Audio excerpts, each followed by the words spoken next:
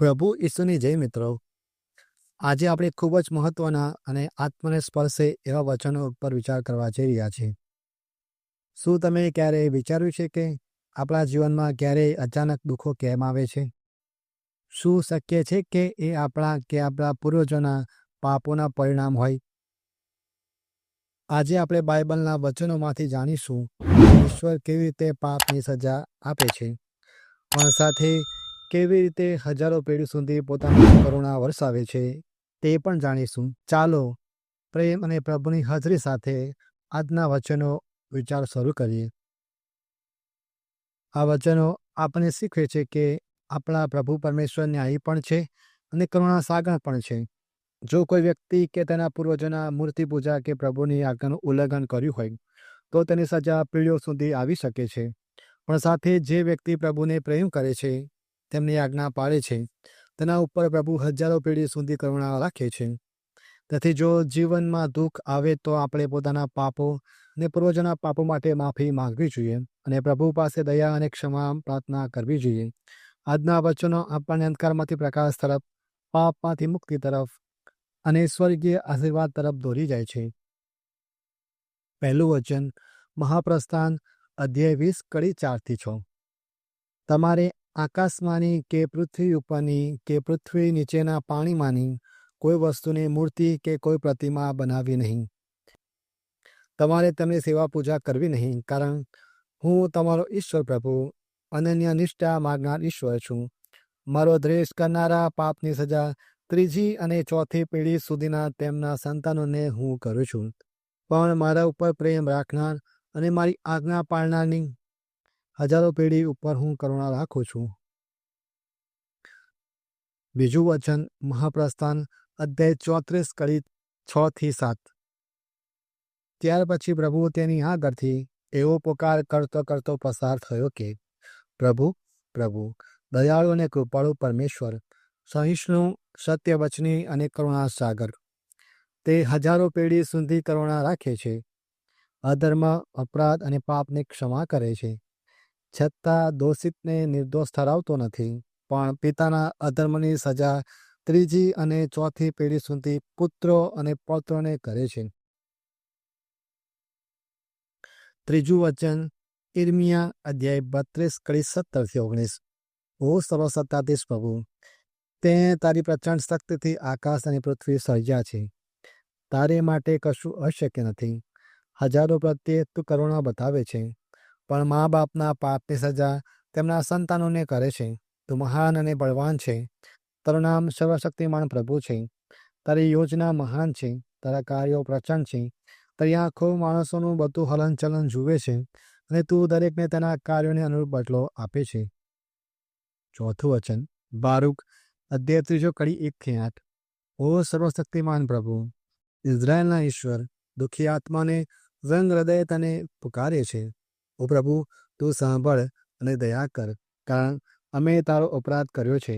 તારું સિંહાસન શાશ્વત છે અને અમે તો ક્ષણે ક્ષણે ક્ષય પામીએ છીએ. હવે ઓ સર્વશક્તિમાન પ્રભુ, ઇઝરાયલના ઈશ્વર, મરવા પડેલા ઇઝરાયલોની અને તારા અપરાધી સંતાનોની પ્રાર્થના સાંભળ. અમે અમારા ઈશ્વરની વાણી સાંભળી નહોતી અને તેથી અમે દુઃખમાં આવી પડ્યા છીએ. અમારા પૂર્વજોના દુષ્કૃત્યો સંભાળીશ નહીં, પણ આ અણીને વખતે તારા પ્રતાપ અને નામની સંભાળ છે, કારણ તું અમારો ઈશ્વર પ્રભુ છે અને અમે તારી સ્તુતિ કરીએ છીએ. ઓ પ્રભુ, આટલા માટે જ તે અમારા હૃદયમાં તારો ડર મૂકેલો છે, જેથી અમે તારું નામ લઈએ.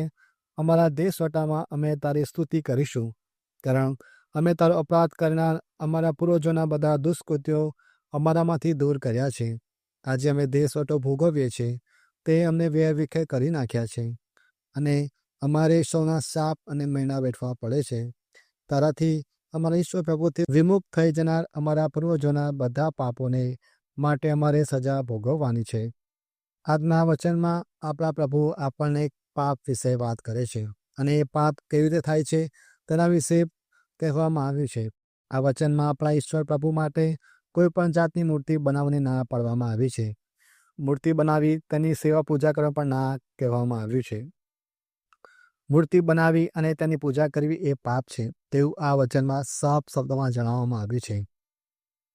જો આપણે આવું કરીશું તો તે પાપ કહેવાશે.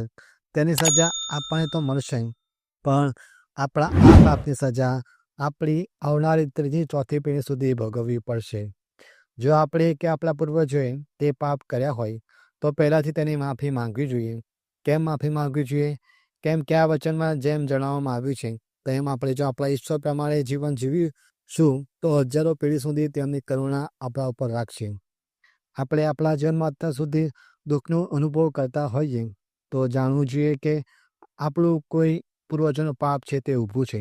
તેના માટે માફી માંગવી જોઈએ અને પ્રભુની કરુણા પ્રાપ્ત કરવી જોઈએ.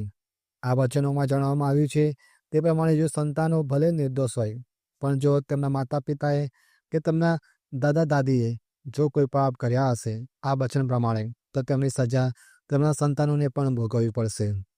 પછી ભલે ને તેમના સંતાનોએ કોઈ પાપ કર્યું હોય કે ના કર્યું હોય. આજના વચનો જણાવે છે કે આપણે ઈશ્વર આપણો પ્રભુ કેટલો મહાન છે, કેટલો શક્તિશાળી છે અને તે કેવી રીતે આપણને પાપની સજા આપે છે અને કેવી રીતે તે કરુણા રાખે છે. તો એટલે આજના વચનો આપણને બે બાબતો પ્રાપ્ત કરી શકીએ છીએ: પ્રભુની સજા અથવા પ્રભુની કરુણા. આજનું આ વચન આપણને અંધકારમાંથી પ્રકાશ તરફ લાવે છે, પૃથ્વીથી સ્વર્ગ તરફ લાવે છે, પાપથી પુણ્ય તરફ લાવે છે. આ વચન આપણને ઈશ્વરની પાસે તો લઈ જાય છે, પણ સાથે સાથે તમે નજીક રહેવા માટે પણ મદદરૂપ થાય છે. તો વાલા ભાઈઓ અને બહેનો, હવે આપણે આજે પ્રભુ તેમની પાસે આપણને બોલાવી રહ્યા છે. બસ આપણે ખાલી આપણા પાપનો પશ્ચાતાપ કરવાની જરૂર છે. તેમની કરુણા હજાર વર્ષો માટે પ્રાપ્ત કરવાની જરૂર છે. શું ખબર આજનો દિવસ આપણે આ પૃથ્વી પર છેલ્લો હોઈ શકે? આપણે આજે સમયે આ જ ઘડીએ પ્રભુ તરફ પાછા આવવાની જરૂર છે. આ દુનિયામાં કેટલા બધા લોકો એવા હશે જેમને કદાચ આ મોકો નહીં મળ્યો હોય. પ્રભુનો આભાર કે આપણને આ તક આપી. તો વાલા ભાઈઓ અને બહેનો, આજના વચન આપણને યાદ અપાવે છે કે પ્રભુ આપણને દંડ આપવા માંગતા નથી, પણ પશ્ચાતાપ કરવા બોલાવે છે.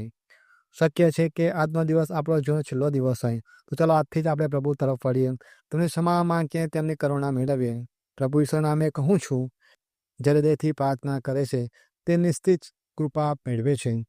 જો આ વચનથી તમારો હૃદય સ્પર્શ્યું હોય તો આ વિડીયોને અન્ય ભાઈઓ બહેનો સાથે જરૂર શેર કરો અને અમારી આ ચેનલ લાઇક, સબસ્ક્રાઈબ અને કમેન્ટ કરવાનું ભૂલશો નહીં. પ્રભુ ઈસુ તમારી પર પોતાની અપરંપાર કરુણા વરસાવે. તમારો આભાર.